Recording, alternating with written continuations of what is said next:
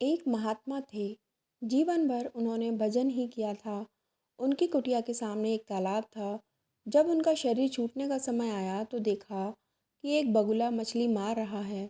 उन्होंने बगुले को उड़ा दिया। इधर उनका शरीर छूटा तो नरक गए। उनके चेले को स्वप्न में दिखाई पड़ा कि वे कह रहे थे, बेटा, हमने जीवन भर कोई पाप नहीं किया, केवल बगुला उड़ा देने मात्र से नरक जाना पड़ा। तुम सावधान रहना। जब शिष्य का भी शरीर छूटने का समय आया तो वही दृश्य पुनः आया।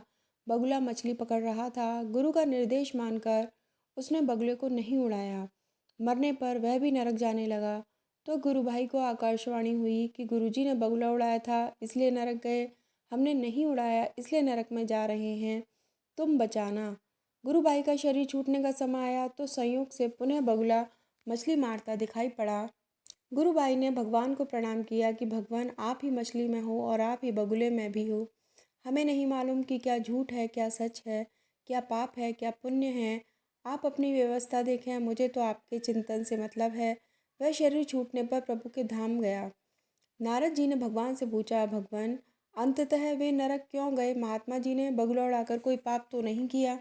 उन्होंने कहा, नारद, उस दिन बगुले का भोजन वही था, उन्होंने उसे उड़ा दिया। भूख से चटपटाकर बगुला मर गया, अतः पाप हुआ, इसलिए नरक गए। नारद ने पूछा, दूसरे ने तो नहीं उड़ाया, वह क्यों नरक गया? भगवान बोले, उस दिन बगुले का पेट भरा हुआ था, वह विनोदवश मछली पकड़ रहा था, उसे उड़ा देना चाहिए था। शिष्य से भूल हुई, इसी पाप से वह नरक गया। नारद ने पूछा, और तीसरा? भगवान ने कहा, तीसरा अपने भजन सुमिरन में लगा रहा और सारी जिम्मेदारी हमको सौंप दी। जैसी होनी थी वह हुई, किंतु मुझसे संबंध जोड़े रहने के कारण मेरे ही चिंतन के प्रभाव से वह मेरे धाम को प्राप्त हुआ।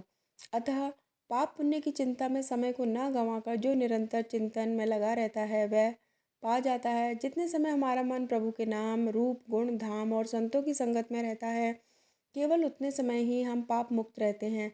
शेष सारे समय पाप ही पाप करते रहते हैं।